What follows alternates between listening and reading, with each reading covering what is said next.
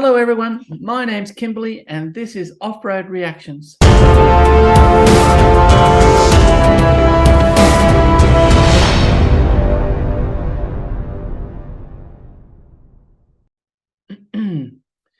Today I'm going to be reacting to a video called Disaster on the Canning Stock Route, and it comes from Mongrel Dog Productions. I had seen a little bit of this before, just bits and pieces, and I hadn't really watched it all the way through. But I thought, let's have a look at it because, the Canning Stock Route is one of the remotest trips you can do in the world. It's definitely the remotest trip in Australia, in my view. And I've done it quite a few times. And I've done it quite a few times leading tours. And I'll be completely 100% honest with you.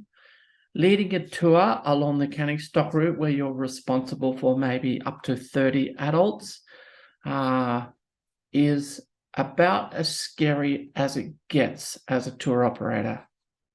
There are places on the Canning Stock Route where if something seriously goes wrong with somebody's health, there is nothing you can do. A helicopter cannot reach you. The nearest fuel supplies that a helicopter could use are well outside of the range of parts of the Canning Stock Route.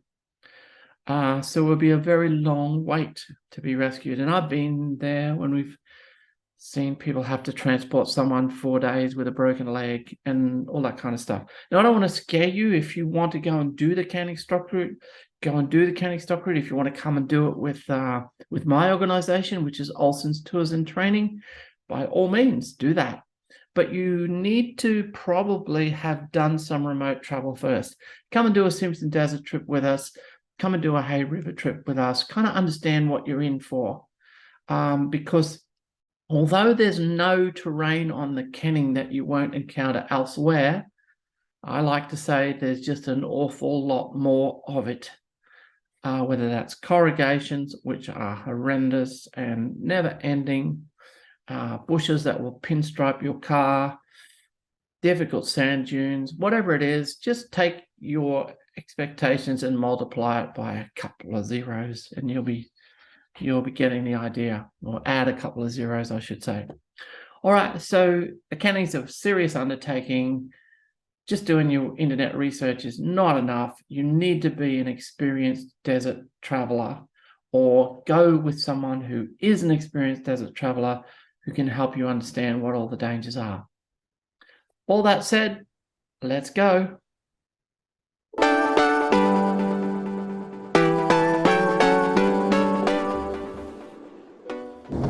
Welcome to another Mongrel Dog production, and welcome to my adventure. The story so far: this group left Perth a couple of weeks ago, and we've already crossed the Simpson Desert. We're now heading towards Alice Springs, where we'll enjoy some downtime and get some work done at the vehicles, and after that we head for the Canning Stock Route. Grab your gear. Let's go. Well, we've left Alice. We were there for 2 nights. Unfortunately, some blokes had to spend that time fixing some gear. We had a weld on a water tank that had to be fixed. Another bloke had a busted water bladder which needed repair. We had a windscreen replaced. We had another windscreen repaired. Another vehicle had airbag suspension problems. One of the mounting brackets for the airbag had broken, so that had to be re-welded. Thankfully and luckily we were able to get all those repairs sorted within the only day that we were there.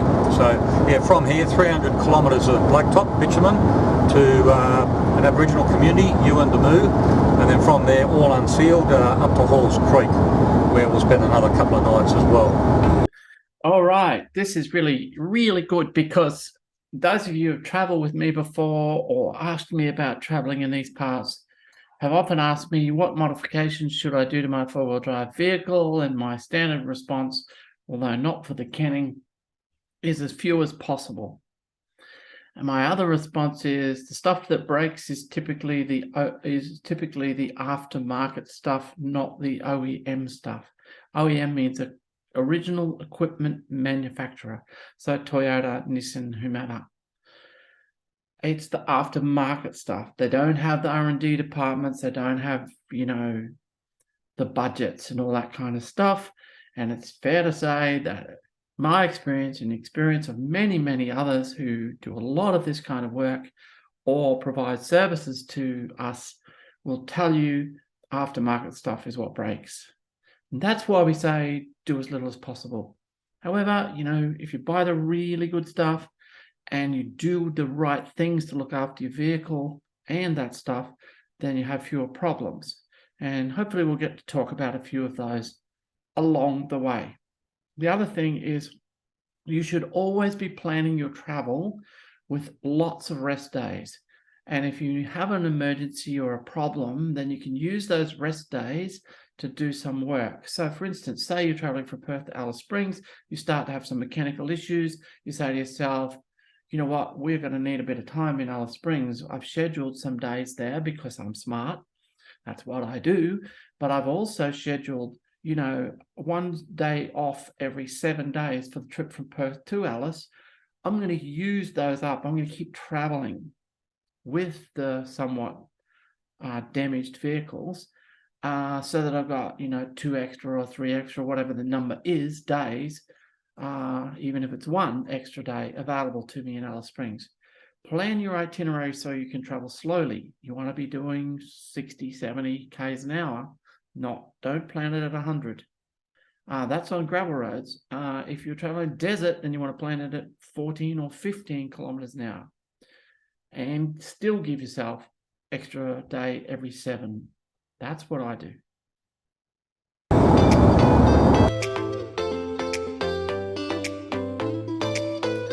So they're up the 10 Mile Road, which has got a lot of bitumen these days.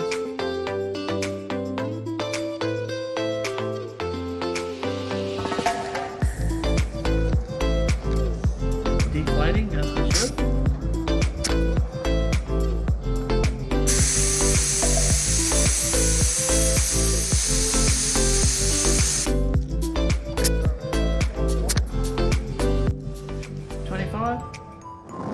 Don't know how loaded that vehicle is, but that's probably a decent number. Don't go by PSI though. Watch my other videos.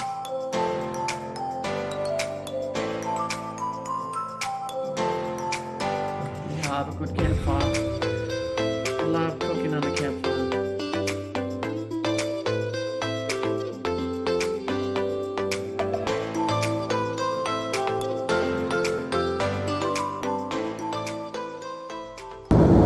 We continue heading, I guess it's northwest on the Tanami track. This road is in good shape at the moment. It's unsealed, but it's just recently been graded. I'm not quite sure how long that goes on for. I did this road some years ago, and I added it to my list of roads never to do again, not on a motorbike at least. But, different in a car, different story of course, a bit more comfortable.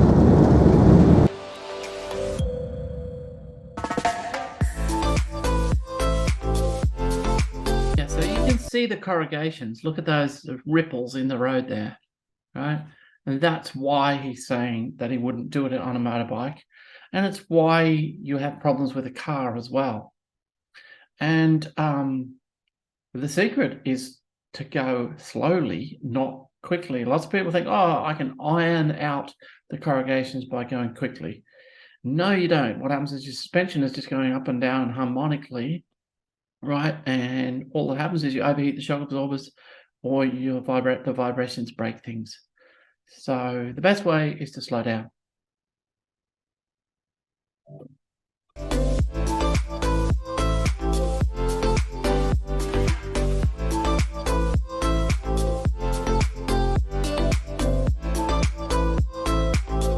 Oh, and of course, try to pick a track that doesn't have corrugations. There are bits of this road that are smoother than others.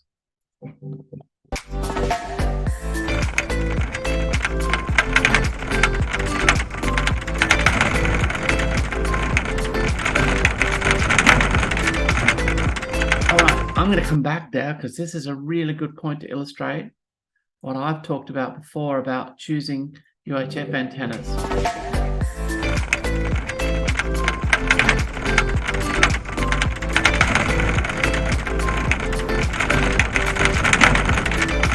See that oscillation it gets where it's almost like it has two stationary points, and the rest of the antenna moves around those two stationary points in a kind of sinusoidal wave pattern. Let's watch again. See if you can spot the nodes or stationary points.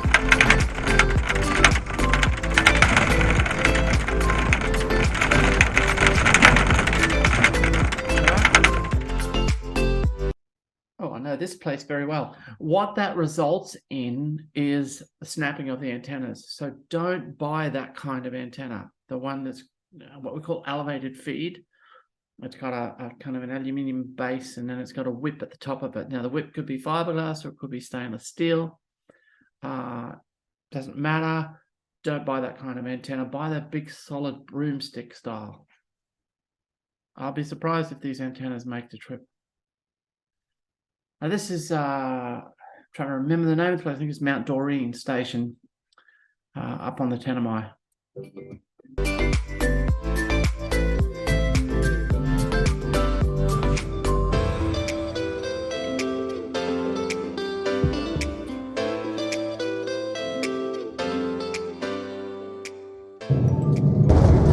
We've just crossed the border back into WA. We just saved an hour and a half. We crossed the time zone, of course, so yeah, turn your watches back 1.5 hours. And typically, as soon as you cross a boundary or a border, the road conditions change, and in this case, they got a lot worse. Well, we've changed direction now. We're heading I want to north. get back here a bit. We've just crossed the border back into WA, and I want to do a shout out to the artists at Balgo. I'm not sure I can pronounce that word in what I imagine is Warlpiri, but it might not be. It might be some other language. Walayiti artists in Balgo. But a shout out to the artists in Balgo. There are quite a number of really, really exceptional artists who live in and around Balgo, including Helicopter Tjukurrpa. Although I'm not sure if Helicopter is still alive these days, but there are a bunch of others. I know Michael Wilson, who is from Yuendamu. There's a bunch of people. So you might notice that Olsen Tours and Training supports Aboriginal artists and organisations, medical organisations and others, and we often provide links on our Facebook page to these kinds of organizations. And one of the ones that we've been supporting is these Balgo artists who need a new troopy to get around. You got to understand, these people come from a long way away, Jupiter Well and places like that, and they travel the song lines to do their art, and that's very remote country. So these people need vehicles to get around, and you can donate to the Balgo artists to help them get their new troopy. I'm trying to remember what the website's called. It's something like a Motika Tjukurrpa, so a motorcar dreaming. I'll see if I can put a link in the description. But a shout out to all the people at Balgo. Yeah, we've made better time than expected, and we should arrive at Halls Creek later on today.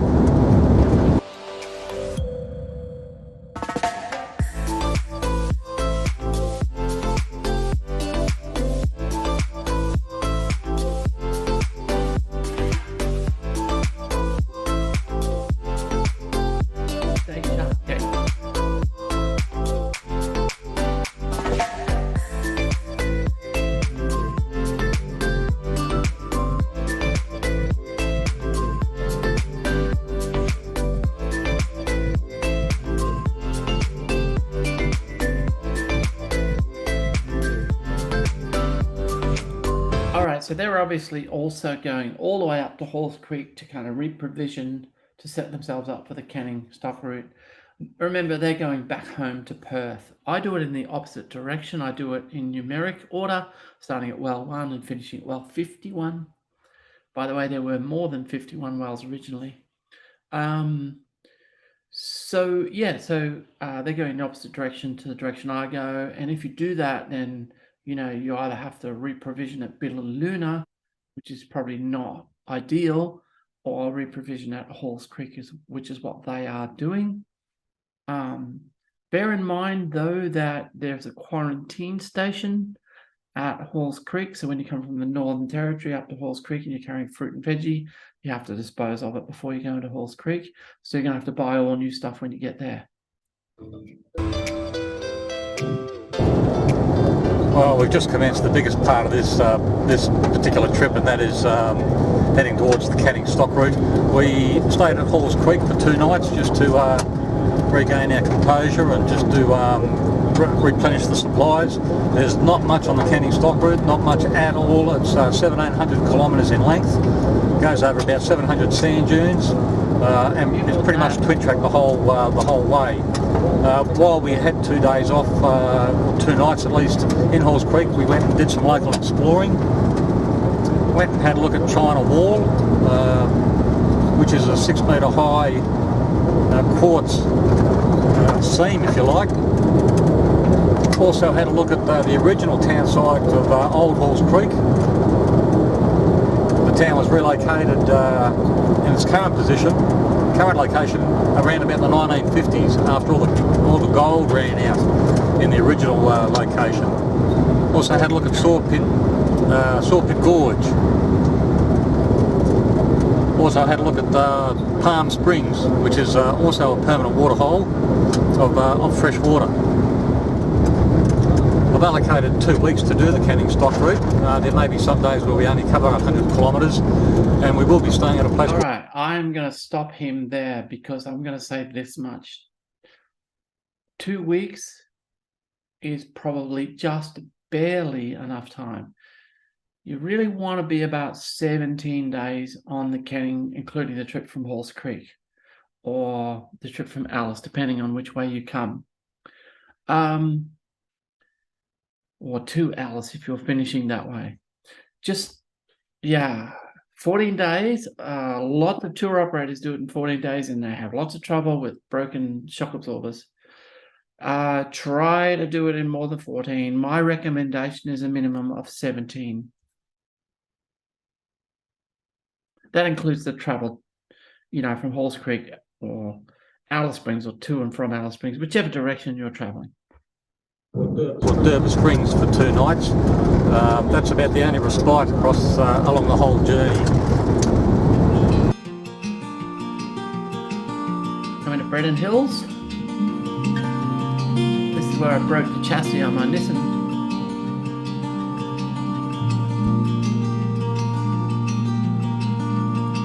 Drove it back to Townsville, by the way.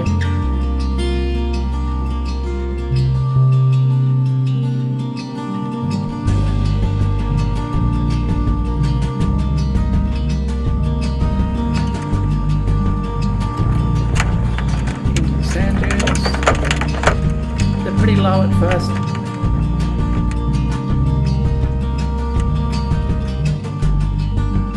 Gee, it's a dry year. I wonder what year this is.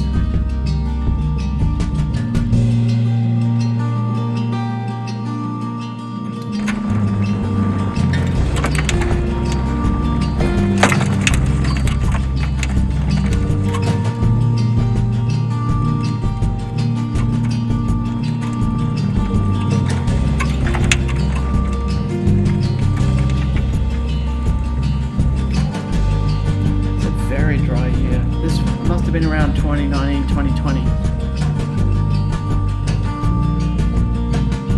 I'll have a look later. Sand's firm though. Gee, look how dry that landscape is. Wow.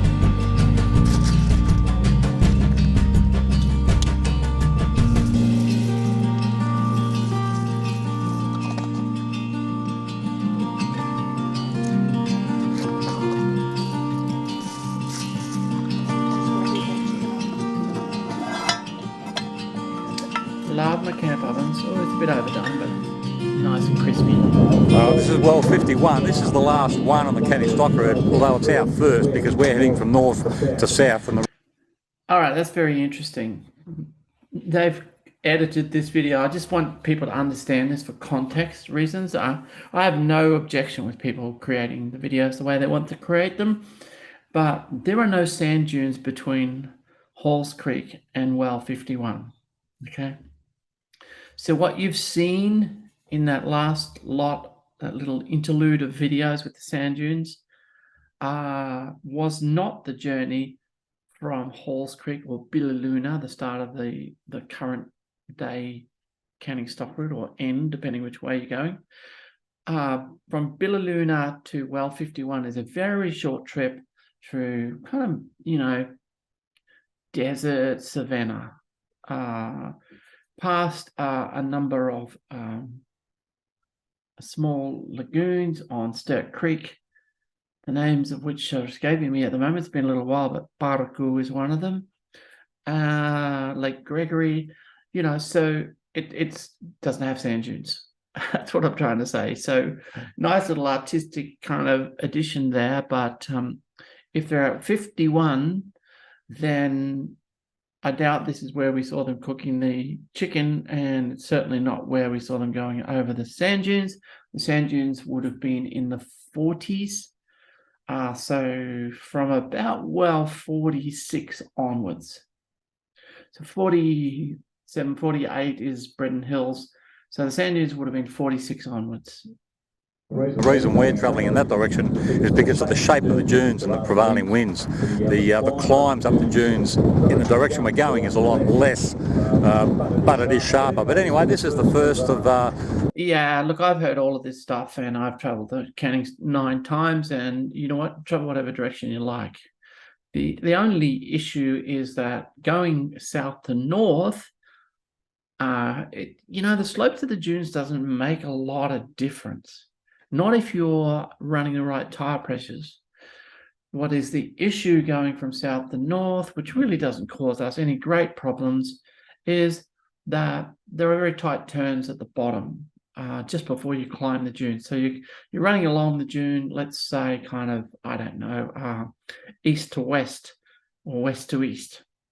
And then you've got to turn north up the dune, and the turn is right at the base of the dune. But there are run-up tracks, not that you need much of a run-up. I tell you now, in my Nissan Patrol, I would go up every dune in the Canning Stock route in second gear low range at about 2,000 RPM.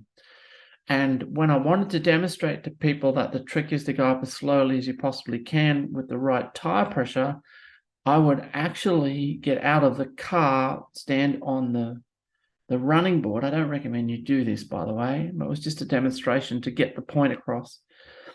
I would put the hand throttle on, put the car in first gear low range, which is not the correct gear, you would say, and I would just stand on the running board with the hand throttle on, let the car crawl up the dune, steering through the window, and switch the ignition off when I got to the top. As I said, I don't recommend you do that, but it demonstrates to you when you've got the right tire pressure, you don't need to go bull at a gate at the dunes. For that reason, the tight turns at the bottom don't matter. Go whatever direction suits you. The 51 wells in our case, there's nothing here anymore. The wells were always there. They were always a water source for the local Aboriginal people. So Canning didn't really find the water. All he did was develop the water holes so that they could be used to extract water out of the ground for watering the cattle and the like. Let's be honest, he exploited the natives to find where the water was so that he could put wells in that severely disadvantaged them, in the sense that they were then unable to access the water because you needed a camel to pull a 200-litre canvas bucket up. And many Aboriginal people died trying to access the water that had always been theirs. It's really important we understand that. I'm not being critical of Canning here or anybody else. What I'm saying is, this is what happened. Canning fed salt to native people, Aboriginal people, that he caught and hobbled and chained to trees so that they would get thirsty, so that they would lead him to the water, which was their native wells, which were dug by hand and maintained over thousands of years by a culture that was responsible for maintaining them.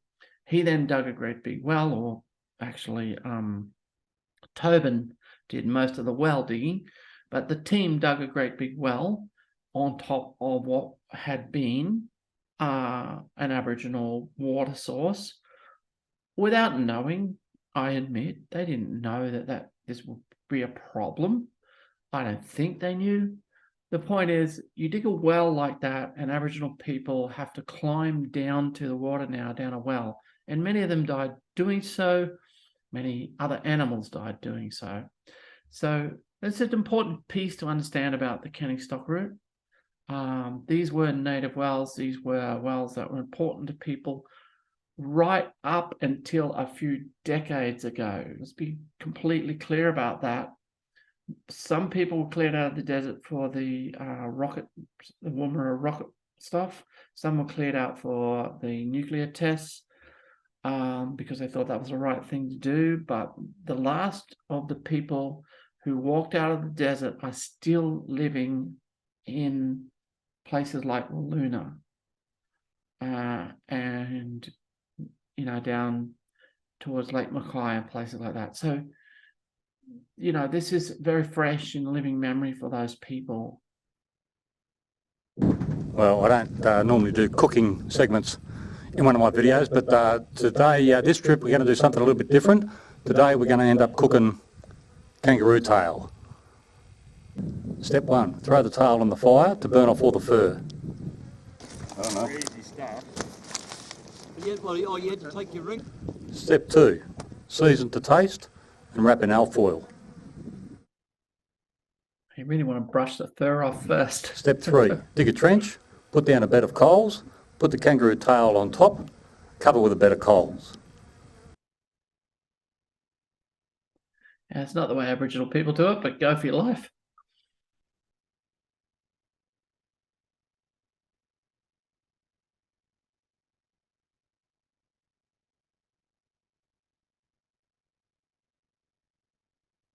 I actually don't like kangaroo Step 4, tail. wait 2 hours. The fat is really Step 5, yellow and gelatinous. Eat and enjoy. And we chopped the it's end not off my the tail, favourite, remember? I have to say. Yeah, no, but Sorry to my Indigenous friends. Looks alright. That's good. oh, it's got crunch.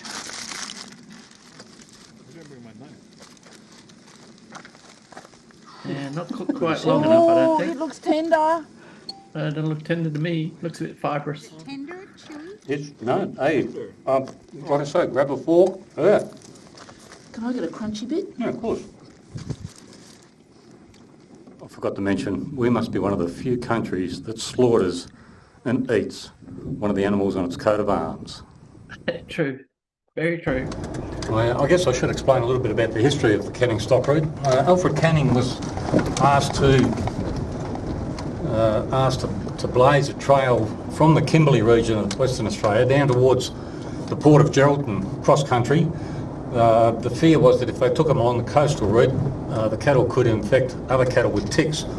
So they mistakenly thought that bringing them through the inland route would prevent that. That aside, old mate Alfred ended up, the water sources were always there. He just developed them into wells every 25 kilometres apart so that the cattle at the end of each day could get water.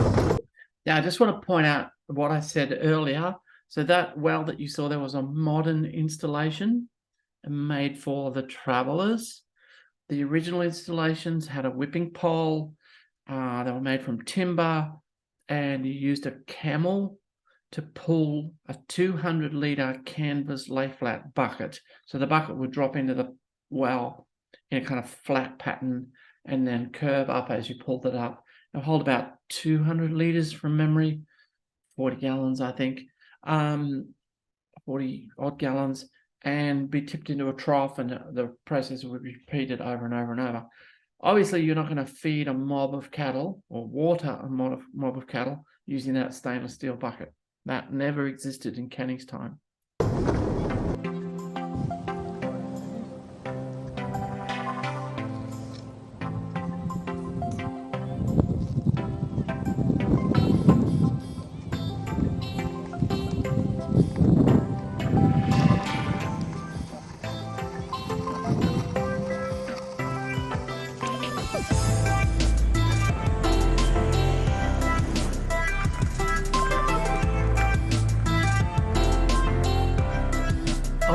thing I want to point out there. See those scallops in that dune? Watch this car bounce up those dunes. Gone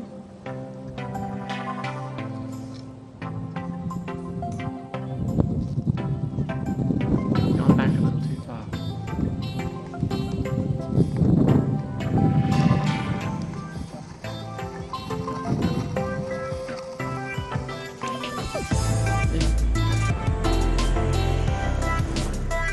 There. See the holes in the dune? Let's go a little bit further. See, every so often there's a divot in the track. That's caused by people spinning their wheels momentarily because their tire pressures are too high. Now, the rule of thumb is if you spin your tire, you need to let some air out of your tires. Now, you might get down to whatever figures. I'm not going to give you PSI numbers. I don't work that way. You try to increase the footprint of your tire. If the footprint isn't big enough, then you need to drop a bit. And, you start off by dropping quite a bit, and then you might end up dropping by just 1 PSI, and that will make a difference. But the point is, do not be leaving these divots here because it makes it really hard for everybody else to get up, particularly those pulling trailers. This is an example of a dune that's been damaged by people who should not have been out there because they don't know how to, manage their tire pressures. I'm sorry, just being completely honest here.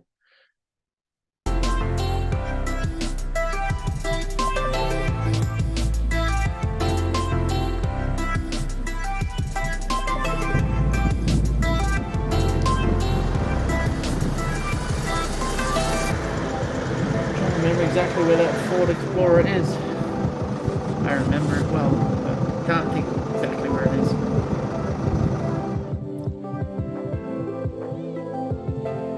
In the low 40s, maybe, not sure.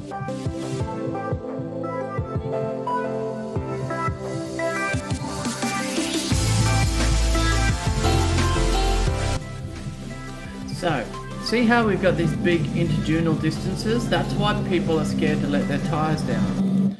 What they do is they say, oh, I've got to drive this long way between these dunes and I want to drive fast, so therefore I won't let my tires down enough to climb the dunes without spinning my wheels. Here's the trick. Don't drive so fast between the dunes. Right? If you let your tires down to 50% of road pressure, which for a four-wheel drive of this kind of size and load might be something of the order of 18 to maybe 15 PSI, then you can drive at 50 kilometers an hour, right? But that's the maximum you can drive at. And that's more than enough for the canning stock route. So just let your tires down, people. Let your tires down. Slow down between the dunes, right? The trip is going to be a 14, 15, maximum 18 kilometers an hour average trip, right? That's just how long it takes. It takes as long as it takes. What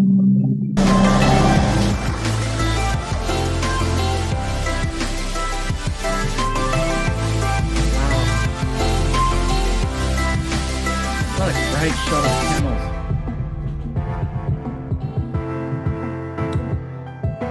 I can't get over how dry this year is. This got to be 2019 to 2020.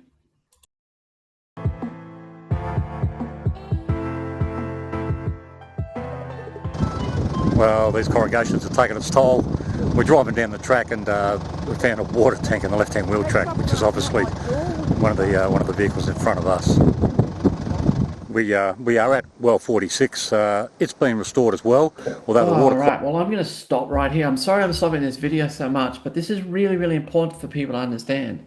The corrugations between well 51 and well 46 are absolutely nothing compared to the corrugations between well 37 and well, 32 or 30-ish. So from about 30 to 35 is atrocious, right? I mean, nothing at all like the corrugations here. 46 is a breeze. So if you're starting to lose parts off your car from the corrugations, there are a couple of reasons: either poorly manufactured, poorly fitted, but more likely you're traveling too fast on the corrugations, slow down, and your tire pressures are probably too high. Again, don't think tire pressure is just as a means to control wheel spin on sand dunes. They're actually also shock absorbers, right? So slow down, drop your tire pressures, crawl along, enjoy the scenery, take your time. If it takes you 20 days to get through the canning stock route, it takes you 20 days.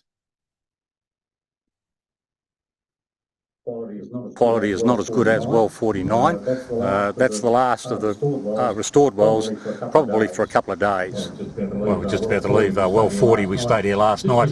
Just visited a couple of graves. One was Michael Tobin's. He was speared April 1907, and there's also an Aboriginal's grave there as well. Much more. This is fabulous. This is amazing. I've been saying for years I wanted to have a talk to Amadu people, so shout out to Amadu people.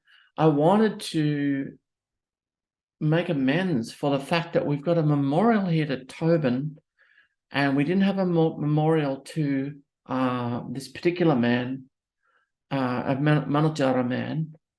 Now, I figured he was probably Manajara, which is, you know, like a subgroup of the Maru people. And I knew that there would be living memory of this man amongst the Manajara. So this is fabulous. I kind of made it my personal objective at my next time that I was talking to somebody in Walloona in particular, that I might ask the question, what would be an appropriate way? And would it even be appropriate? I just want some guidance here.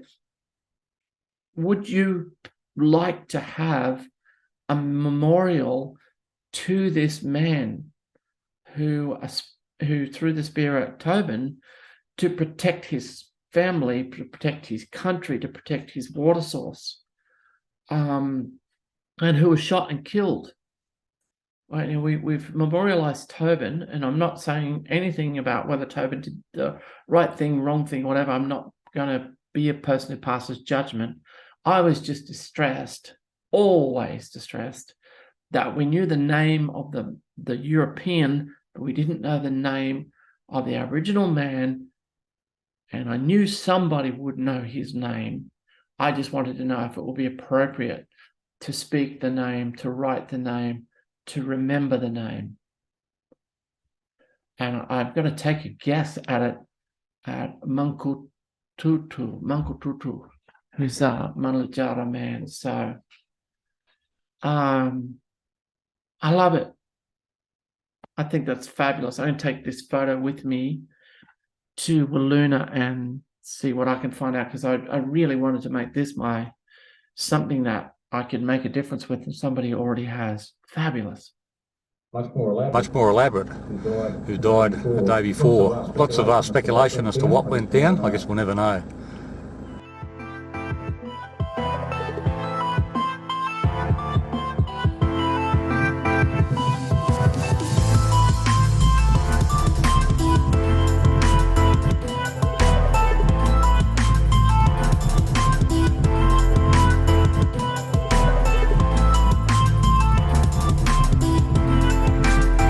Might be just done for the shot from the drone, so I won't be too critical, but don't travel that close together, will you? This looks like it's going across the lakes, the personal lakes, probably Lake Tobin.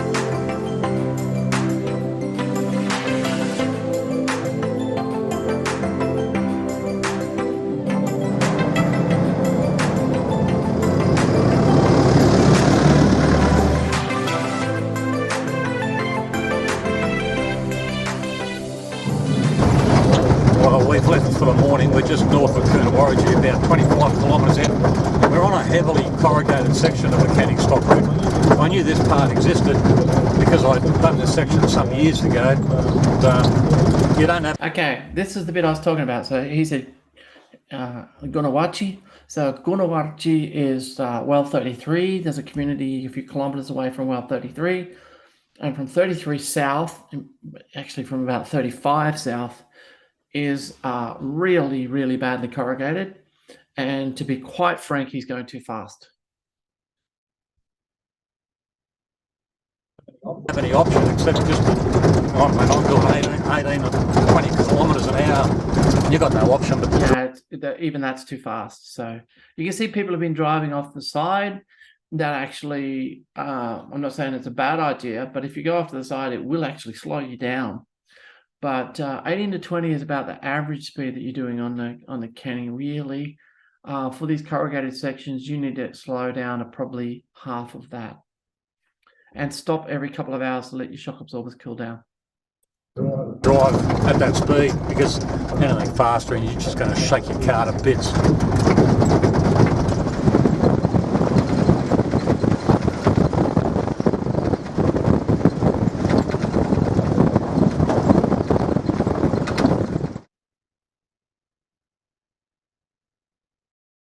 Well, we arrived at Tjukurrpa. We've been here long enough to do a load of washing. Okay, I'm a little confused by the order of things here. So he said he'd already been at Tjukurrpa and now he's back at Tjukurrpa. So I don't know what's going on with the video.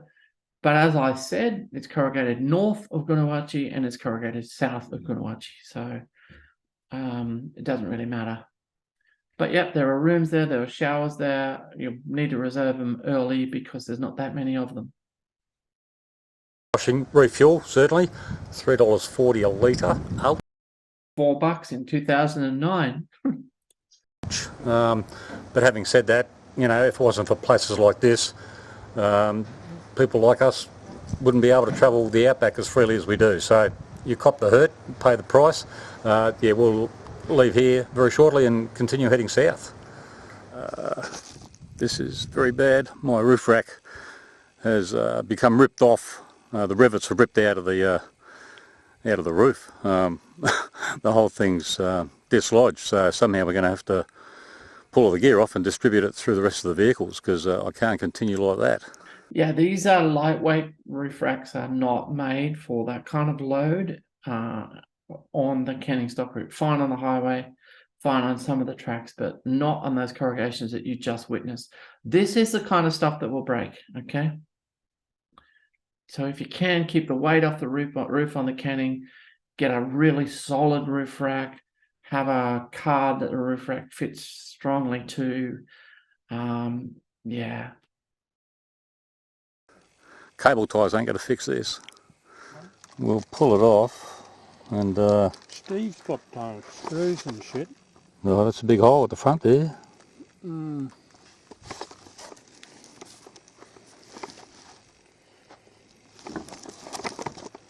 Is it just the one side? So what you'll find here most likely is the roof weight has been exceeded. Lots of these cars don't have very high roof weight specifications. And so you might find, I'm not saying for sure, but you might find that, you know, it's got a 75 kilo weight limit and there's more than 75 kilos on there. Corrugations and everything else just lead to this kind of failure. That's going to be very expensive. We're back on the road. We've been able to distribute all my crap in amongst the remaining vehicles. I mean, I'm carrying the spare wheel in the back of the ute, along with some other bits and pieces, and yeah, everybody else has chipped in and helped carry the load, so forever onward. We are at well 26. That's been restored some years ago. That's the clearest water we've seen along these along the stock route. Very good quality indeed. It's got also a replica of one of the water tanks that the camels used to have on their sides. And there's a long drop down here as well. So yeah, very well established, reconstructed well.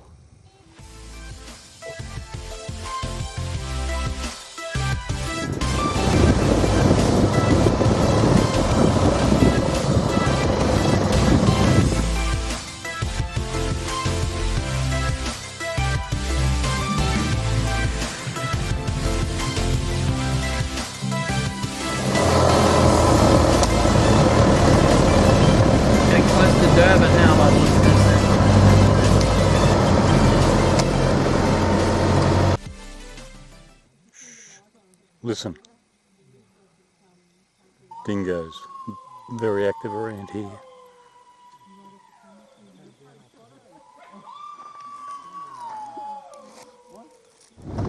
We've left well 24, also known as Carrara Soak. A lot of animal activity during the night. Dingoes, camels, and of course early this morning a bit of bird life as well. So yeah, very interesting night. Lots of sounds, which made a few people a little nervous, but that's okay. Here we are at Durban now.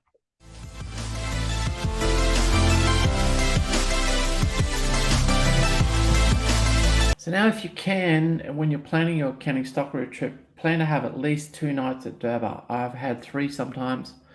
It just helps with settling everything down. So do allow that time.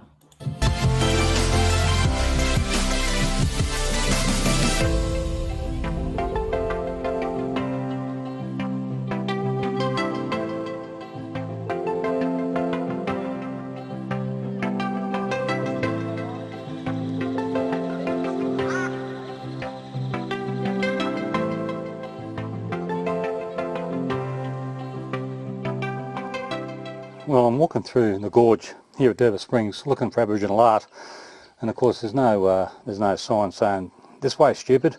But anyway, I'm a bit spooked because at one stage rocks like that would have been attached to that overhang there. So walking around this area, yeah, it's got me a little rattled, because one of these days some of these are going to come crashing down. I've had the same experience. Well, we're back on the road after spending 2 nights in Durban Springs. What a refreshing change in this harsh environment out here. And it was good to get out of the car and have a walk around and use different muscle groups for a change.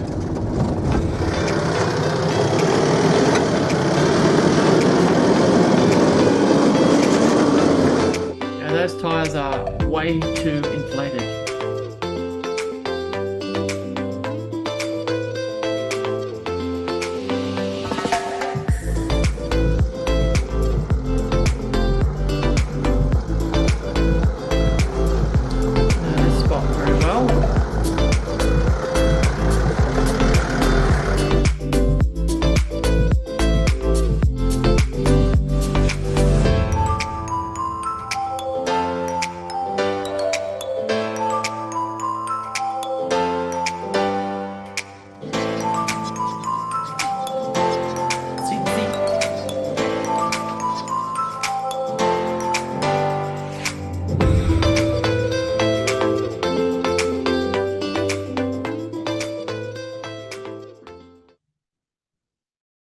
I did not see that coming.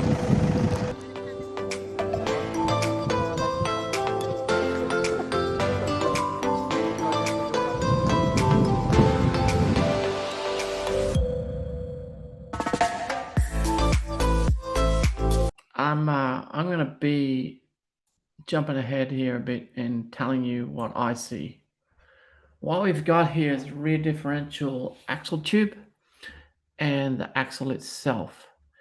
My guess is the axle broke after the differential tube that houses it snapped, because that would have just put extensive load on the axle. So why did the axle tube break? Well, look where it broke. It broke immediately outboard of the leaf spring. And look what's holding the leaf spring up. All right, so I do not like airbags. They put unnecessary strain on chassis and unnecessary strain on other items. You need this spring to be able to move up and down relatively freely so that the axle doesn't get a whole bunch of bending moment on it. Now, combined with and I'm not saying this is the case for this particular person or this car. I'm just saying observations. If you travel with tire pressures too high and you travel too fast on the corrugations with too much load, this is the kind of thing that can happen. Typically, it's the chassis that breaks. Actually, I'm rather surprised it's the axle, but the airbag changes the situation somewhat. Not a fan of airbags. Not a fan of driving with tire pressures too high. Not a fan of driving too fast, and not a fan of having high loads. You know, I've made my mistakes on the canning stock route too. Don't get me wrong. But the rule is get your weight down, get your weight down, get your weight down, get your weight down. I think I've said it enough. Slow down, slow down, slow down, slow down. Deflate, deflate, deflate, deflate.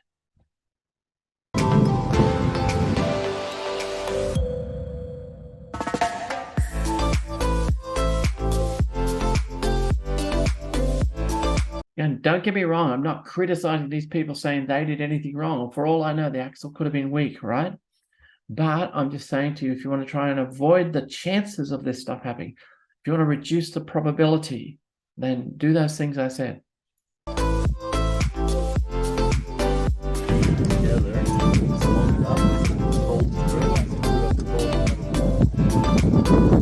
Nice bush fix though, that's a really nice bush fix. Get home with that. We've strapped a log to the rear axle, and it's that log is taking the weight of the car, so that's the first step. We've tried to drive forward using front wheel drive only, but it just got clogged. So now we're using a snatch strap. We're going to try and tow it to well 15. Well 15 is a restored bore or a restored well with good quality water. So we're going to try and tow it the 2 kilometres to well 15. So at least we're off the track and in more comfortable surroundings. I'm a little surprised it didn't move with front wheel drive, but it's probably got an awful lot of weight in it. I've seen this done before. I haven't quite done this myself. I have repaired a broken chassis with something similar, bits of log and bits of chain and plate and so on. Drove it all the way back to Townsville from well 46, 47. But yeah, I'm a little surprised that didn't move. All right.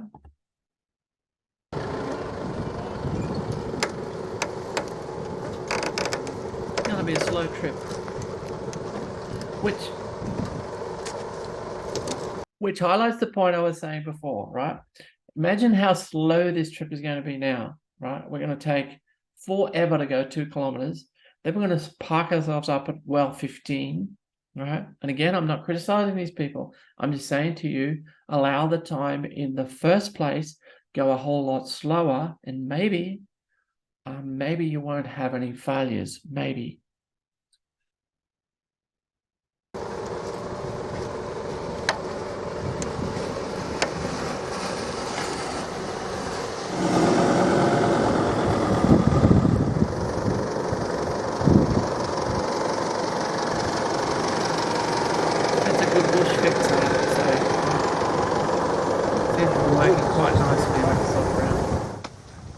It's the morning after, the night before. Some hard decisions have to be made.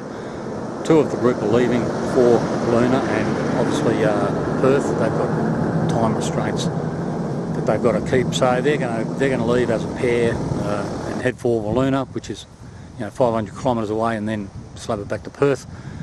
We'll spend the rest of today coming up with some sort of plan, and then whatever plan we come up with, we'll put that into action. Well, the goalposts have changed. Holiday's over. It's time to get serious. Steve's been able to make contact with the insurers, the vehicle insurers, and also a mechanic locally from Wooloona. But ultimately, the vehicle's going to be abandoned. So now Steve and Sue have to decide, between the 3 cars that are left, what we can take and what has to be left behind. Apparently, the car is going to be recovered, but I don't like their chances. So we'll, somehow try and camouflage the car. Maybe, bury what gear can't be carried back, and make plans to come back and pick it up at some other stage. Well, we're about to depart well 15. All of us, the remainder of us just want to finish the trip and get off the track as soon as we can. We may exit through well 9. That'll take us through private property and get us onto at least a minor road. We've divided up as much stuff as we can between the 3 remaining cars. So as soon as Steve and Sue return from some final preparations with their car, we'll get on the track. See you on the other side. Yeah, look, that's a really, really difficult decision to have to make. I would probably, being who I am, go to Barney. That'll be the mechanic in Wooloona, by the way. G'day, Barney.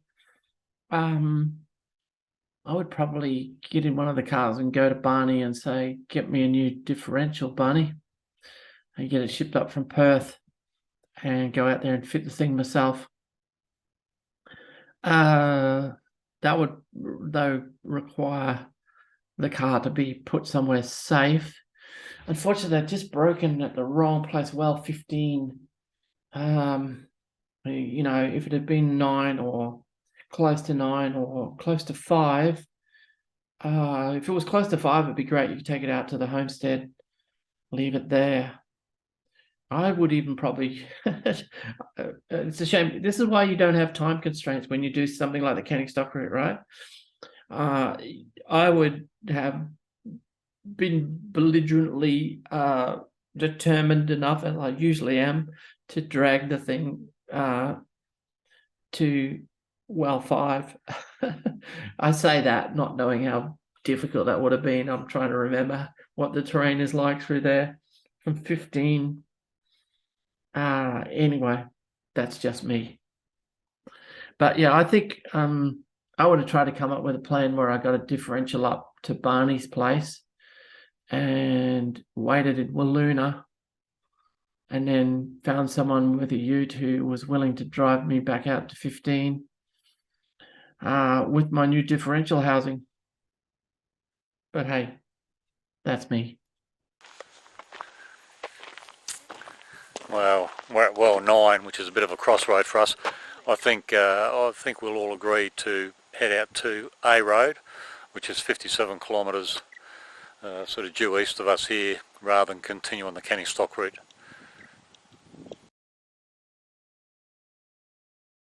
It was a pretty sobering trip back to Perth. Before we left well 15, we tried to tow and drag the D-Max as far away from the campsite as we could. We got a couple of 100 metres before we both got bogged. But then Steve and Sue tried to break up the outline of the vehicle just to camouflage it as best they could. Pardon me. Well, we'd been back for a couple of weeks, and we were advised that the vehicle had been recovered over the weekend. And it looked, from the photographs, it looked like it was relatively still intact, so that's a great outcome for Steve and Sue. We still don't know what caused the catastrophic failure of that axle. It could be that Steve had hit a rock, I don't know, 2 years ago, and that might have been the start of it. And the conditions on the canning were just too much for it, and yeah, something had to give. But a good result in the end. Yeah, look, he's right. You don't know. And as I said, I was definitely not trying to blame them, but I really want to make it clear to people, the canning is a difficult undertaking. You have to allow a lot of time. You have to take your time and take all those tips that I suggested. Don't assume that I'm saying that the axle broke because the tires were too inflated, they were driving too fast, they were too loaded. That would be all assumptions. But what I will say to you is this: if you are driving too fast and your tires are too deflated and you are overloaded, you can expect breakages like that on the canning. Take your time. Well, that was a great video, one of the longest I've ever done, but yeah, interesting. Let's leave it there.